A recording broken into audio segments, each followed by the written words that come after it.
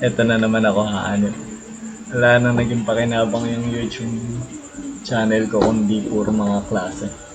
Anyways, today we will be talking about exemptions to Mendelian genetics. And so, previously we have talked about the Mendelian genetics, yung pure Mendelian genetics, kung saan kung ano yung dominant na trait is mananatiling dominant, and then yung recessive is matatakpan ng dominant, and ma-manifest lang siya as phenotype kapag dalawang recessive allele yung meron, diba? So today we will be talking about exemptions. Okay? So one of the exemptions for Mendelian genetics is the incomplete dominance. So yung dati, basta dominant siya, i-cover niya agad si recessive allele. Diba? Pero in incomplete dominance, let's just say that the dominant trait is not that dominant compared to the recessive. So, hindi siya ganun kalakas. So, in incomplete dominance, both alleles are present and the resulting is an intermediate phenotype. The offspring exhibits a blend of traits from their parents. For example nga is dito sa Snapdragon, diba? Meron tayong, asan na yung pen ko? Hindi pala nakabukas. So, yun. Nasa na yung pen ko? Okay, so tuloy na natin. Ayan, nakabukas na siya. So, for example is, meron yung si Snapdragon, meron siyang red na allele, meron siyang white na allele, di ba? Pero, kapag ka nag-mix si red at saka si white allele, ang kalalabasan nilang trait is not red and not white, but the intermediate trait na what do we call it? Pink. For example, so kapag ka pinakita natin yung cross nila sa Punnett square, si red ay F, sige, wag na natin gawin. Ito, si red ay dominant or homozygous dominant na red. Si white ay heterozygous. What happened? Si white ay homozygous dominant. Sorry, hindi siya homozygous dominant. Si red ay homozygous dominant, si white ay homozygous recessive, but si pink is heterozygous. So, kapag ka pinag-cross natin yan, for example, is meron tayong red and white as P1, just P. Ayan, as parent, magkakaroon siya ng gametes na for red, ano lang yan, red lang yung allele niya. So, yan, buuin na natin yung Punnett square. Dalawang dominant, and then si recessive or si white ay meron lang dalawang recessive allele. So, sa Punnett square, ang kakalabasan niyan ay ganito. So, filial, meron tayong red and red. Tapos, meron tayong white and white. So, pagka pinag-Punnett square natin siya, meron tayong red, white, then red, white, and then red, white. So, all of the resulting phenotypes for their filial, for their offsprings, are pink. So, si red and white, ang kalalabasan ay si pink. Ito, di ba? So, paano naman ngayon? Halimbawa, sige, lagyan natin to. Ito ay 100% na pink. Okay? So, paano naman yan kapag pinag-cross natin si pink na ganyan at saka isa pang pink. So, heterozygous sila pareho, di ba? Ang magiging resulting gametes nila ay isa para kay red, isa para kay white, and then the other one is the same, isa para kay red, isa para kay white.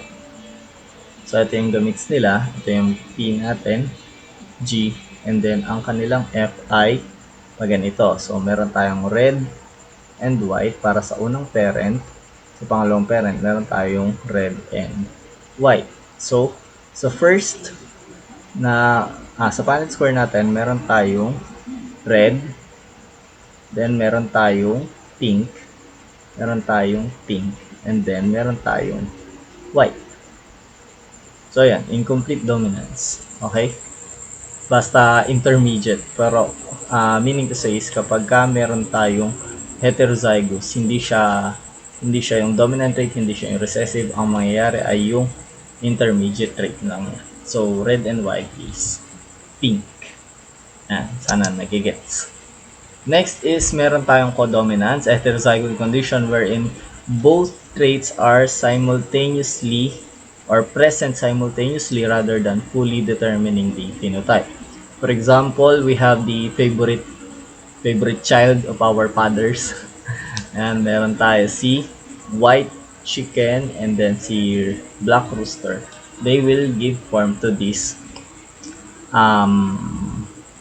what do we call it? Checkered na rooster. Okay?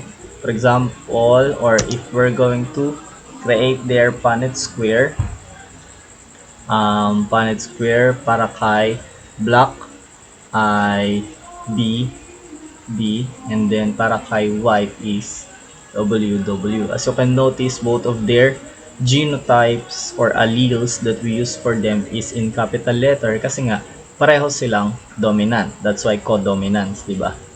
So, halimbawa, magko-cross ngayon si black and then si white.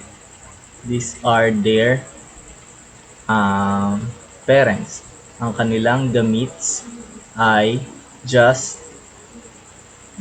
dito, puro black lang. And then dito, puro white lang.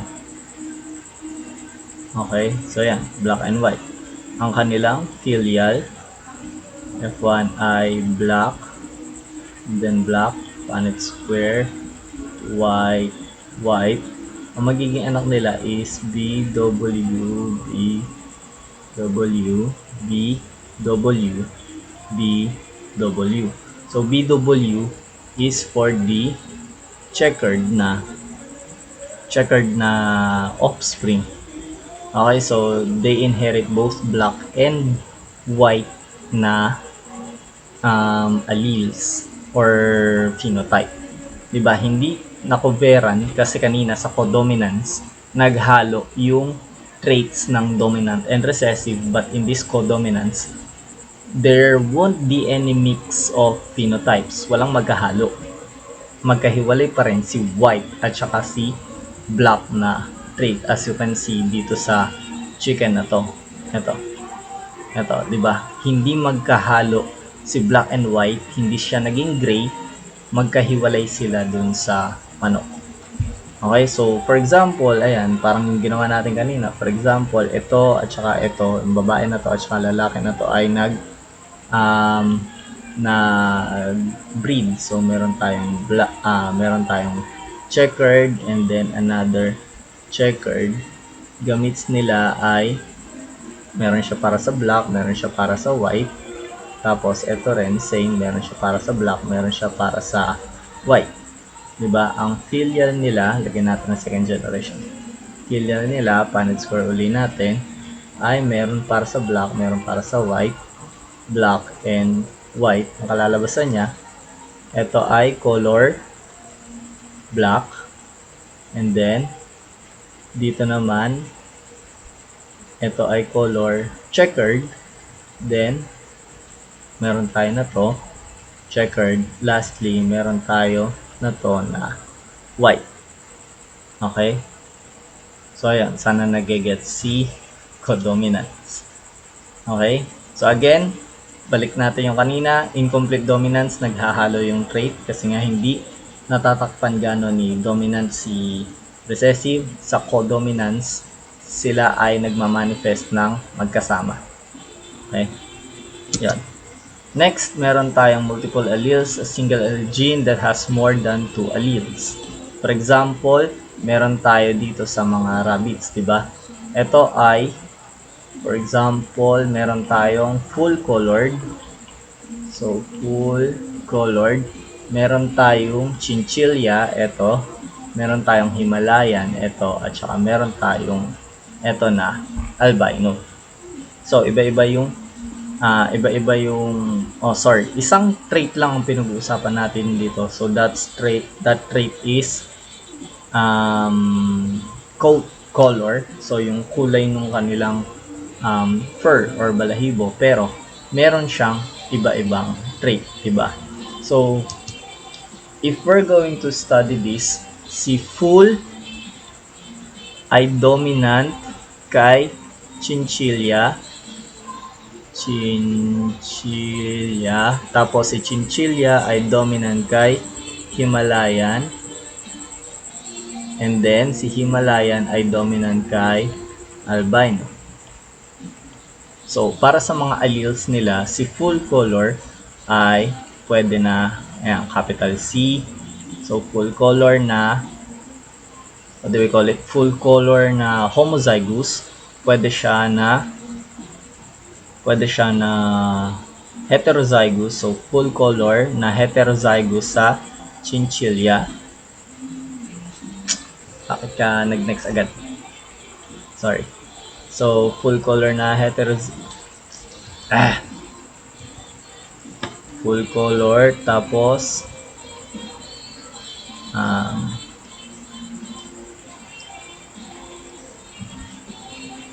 wait. Nasaan na yung pen? Ayan. So, full color na heterozygous sa chinchilla. So, ang superscript,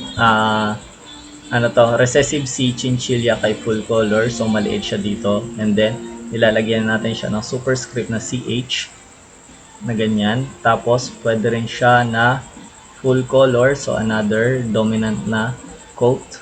Tapos, Himalayan. And then, pwede rin siya na full color albino. So, si albino, wala na siyang superscript. Si chinchilla lang at saka si Himalayan. Si chinchilla naman, since recessive siya kay full coat color, kapag nagsama si full coat at saka si chinchilla, ang kalalabasan niya ay full color kasi ito yung dominant. Ang mga pwede kay chinchilla ay homozygous chinchilla. So, homozygous, pareho sila ng trait.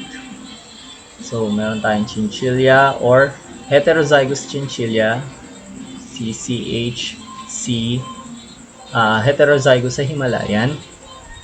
And then lastly ay chinchilla na heterozygous sa albino. Ayan. So, mas mataas siya dito sa dalawa. Next, meron tayo sa Himalayan. Pwede siya na homozygous Himalayan. So, parehong CH. Or pwede siya na heterozygous na Himalayan. So, CHC.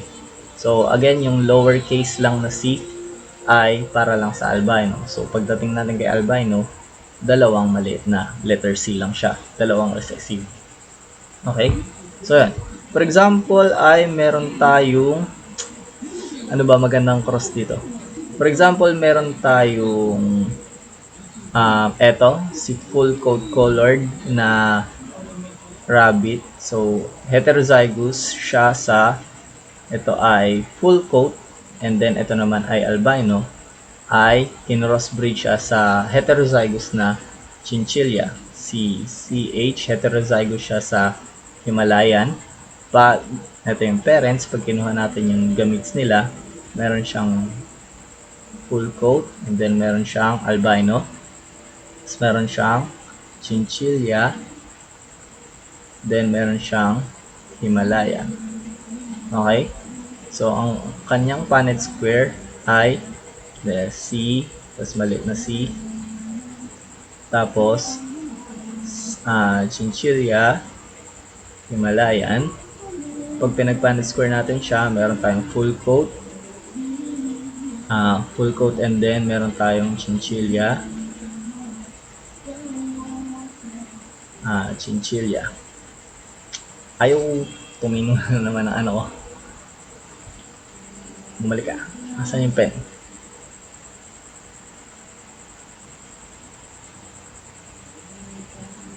Yan. chinchilla. Sinusubukan na to, pasensya ko. Ayan, chinchilla.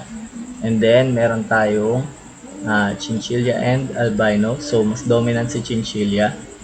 So, chinchilla ang unahin natin dito. And then, albino. Tapos, full coat. And then, Himalayan. Tapos, lastly, meron tayong Himalayan at saka albino. Ito. Diba? So, ang magiging result na to ay meron tayong isang chinchilla, meron tayong, hindi siya chinchilla.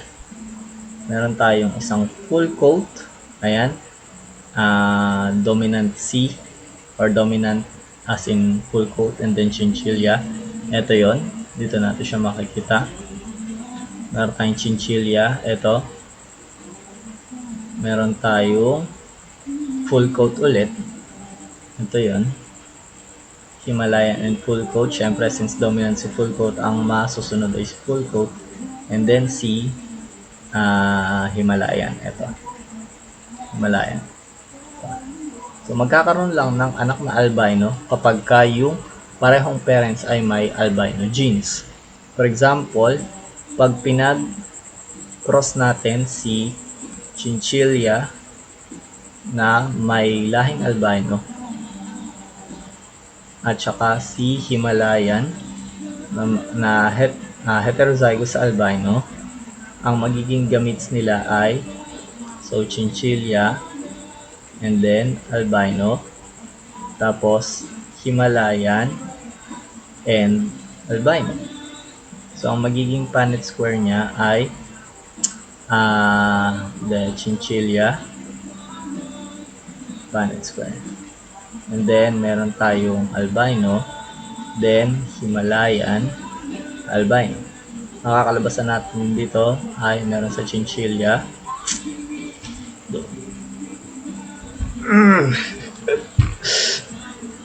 Minsan talaga masarap magsabi ng mga masasamang words. Okay. So, meron tayong chinchilla. And then, ito ay Himalayan. Tapos, meron tayong ito at saka ito. So, dominant si Himalayan, and albino. Then, meron tayong chinchilla. Ito yon. Tapos, ito naman ay albino. Bakit naman ang sino to? Albino. Then, lastly, meron tayong albino and albino.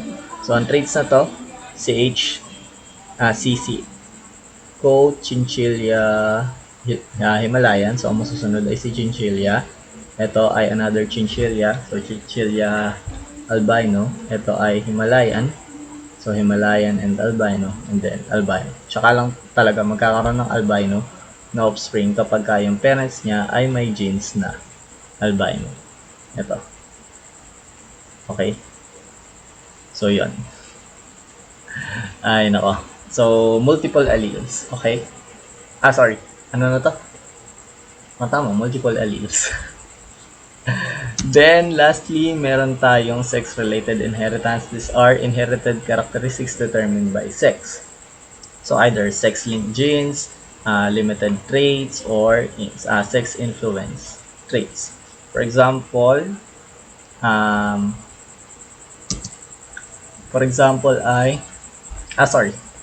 before tayo mag-example is kailangan nyo matutunan si sex chromosome and sex determination. Diba? From our previous study, we learned na ang human chromosome, so human, ay merong 46 chromosomes.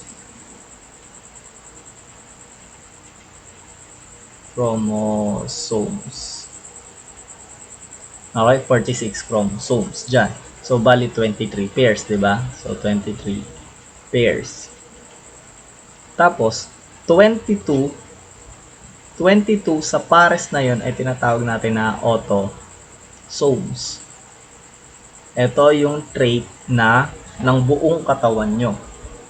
Okay? And then, meron tayong isang pair na tinatawag natin na sex chromosomes.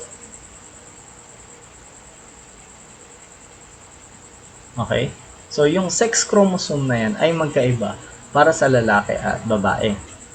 Para sa lalaki, yun ay, so alam niyo na to, meron kayong XY chromosome para sa lalaki, para naman sa babae, sila ay XX chromosome. Okay, so pag pinag-Punnett square natin yan, parents, syempre, yung gamits nila, si male ay magpo-produce ng X na allele and Y na allele. Si female naman ay X allele lang kasi wala siyang Y. So pag pinag-Punnett square natin yan, ang magiging parent nila, so XY dito, then XX dito. Ito, XX ay female, so XX female, ito ay XY male, ito ay XY male. So yun, sex chromosome and sex determination. So moving forward with sex-linked genes, so genes found either on X or Y chromosomes which are inherited difference among male and female. For example is yung color blindness. So ito yung normal vision, ayan. Pero ito yung may color blindness sa color red, and then ito naman ay color blindness para sa color green. Kung titignan nyo, ito yung normal na vision, ito naman yung difference. 'Di ba? Walang halos kulay red dito, dito naman walang halos kulay green. So iba nakikita ng mga color blind sa normal na vision. So paano yan? 'Di ba? Ang color blindness is an X-linked trait. So X-linked, meaning to say ay na lilink lang siya sa X chromosome. So yung mga genotype niya ay meron tayong normal female, so 'di ba XX para sa female, so normal, and then meron tayong XXC, ito, so carrier siya ng color blindness. So ito yung allele natin para sa color blindness, okay?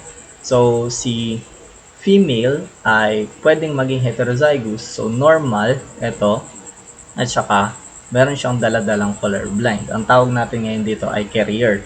Pero still siya ay normal, ibig sabihin wala siyang color blindness. Pero siya ay carrier. Meaning to say, yung mga anak niya ay pwedeng magkaroon ng color blindness. Another genotype is this.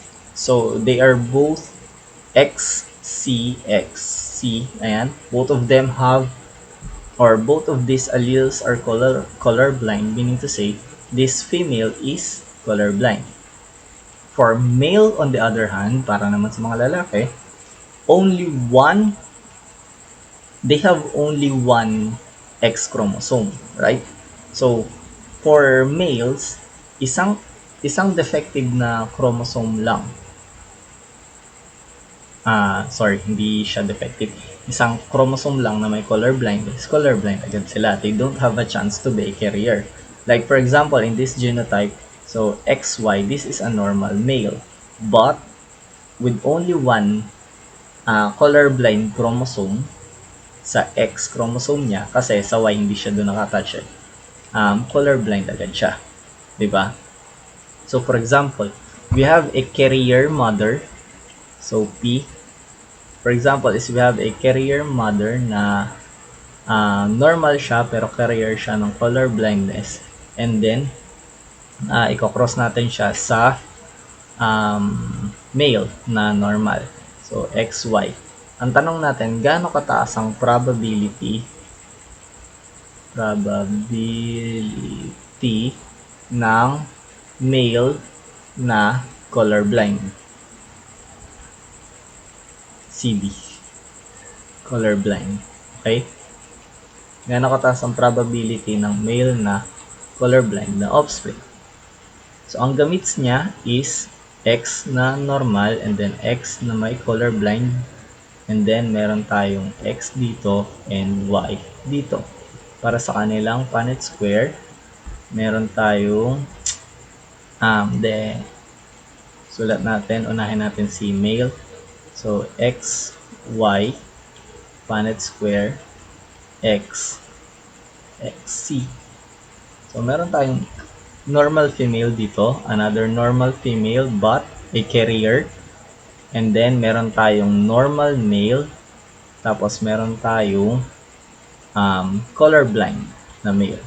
So, for example, ito ay normal, ito rin ay normal. Silang dalawa ay hindi colorblind. May nahanap natin ay male na colorblind. So, tanggalin natin si female. Diba? Para sa male colorblind, siya ngayon ay meron tayong normal na male and colorblind na male. So, kung ito ang titignan natin, ang hinahanap natin ay male colorblind, ang probability ay 50%. Kasi 50 agad si hindi siya nagiging carrier. Colorblind agad. Okay? So, yun. Now, for example, colorblind si mother. So, colorblind and then colorblind kasi pagka dalawang colorblind genes ang meron sa female, saka na siya nagiging colorblind. Then, si father ay normal. Ang magiging gamits nila ay ito ay colorblind and then colorblind. Tapos dito naman ay normal X and then normal Y. Diba?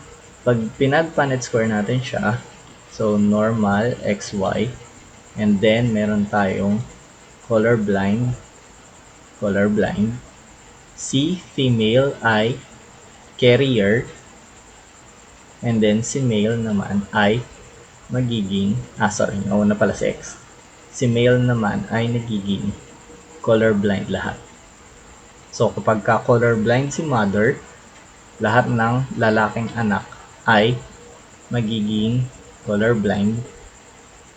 Kapag ka-normal si father. So, lahat ng lalaki ay magiging colorblind, lahat ng lalaki ay carrier. But, what if si father, sige, palitan natin, what if si mother ay normal naman, tanggalin natin isa dito. Normal siya.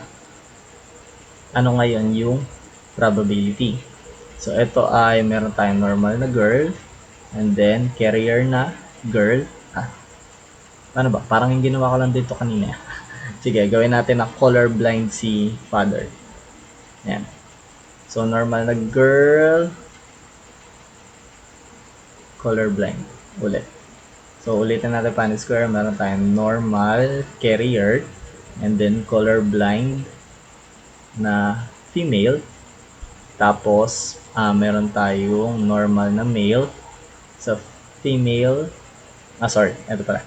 And then, the other male is colorblind. So, 50-50 pa rin sa lalaki, sa babae. Tsaka lang siya magiging 50-50. Unlike dito kanina, pagka babae ang naging anak, 100% hindi sila magiging colorblind. Ayan, so, sex-linked trait, diba? Mas mataas ang chance sa lalaki na magkaroon ng colorblindness compared sa babae. Another sex-linked trait is the sex-limited trait. Traits limited only to one sex. For example, yung trait na dinedepict dito is lactation. So, sa human, yung kakayahan natin na mag-produce ng milk is limited lang para sa females. Okay? So, yun. Lastly, is sex-influenced traits, autosomal traits that are expressed in both sexes but more frequently in one than in the other sex. So, parang yung meron tayo kanina na color blindness, ngayon naman ay pattern of baldness. Okay? So, for example, sa pattern of baldness, meron tayong XD, what do we call it? Parang kanina lang. So, meron tayong female na normal. Yung kanyang chromosomes ay XX, and then meron tayong female na carrier.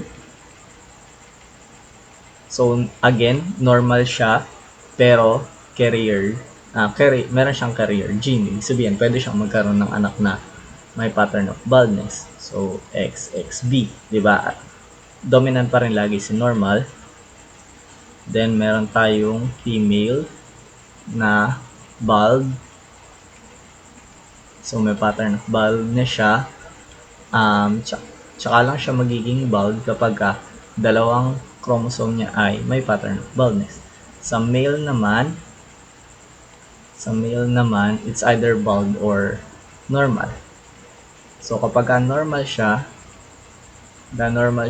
XY normal, or male na bald, XBY. Ayan. So, ganun lang din.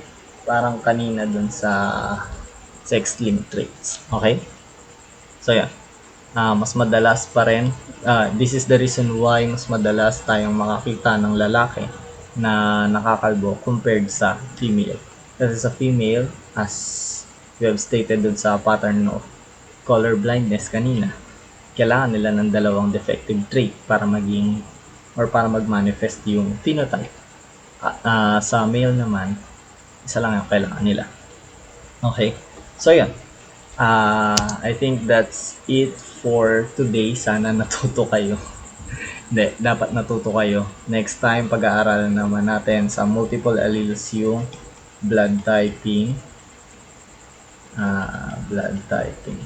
Okay? It's combination of multiple alleles and codominance actually. Yun lang ba yung nakalimutan ko? Yun lang naman. Hindi natin maisisingit dito. Okay, so kung meron kayong tanong, pwede nyo akong i-message sa messenger, pero basta yan. Magkikita naman tayo sa mga susunod na araw. Okay? Magkakaroon kayo ng assignment na sasagutan nyo. Ilalagay ko yung link sa baba. That is your assignment. Short quiz lang yon, and then my way to check the attendance. Okay, so yun lang. Wala nang tanong at hindi naman to live. Goodbye, class.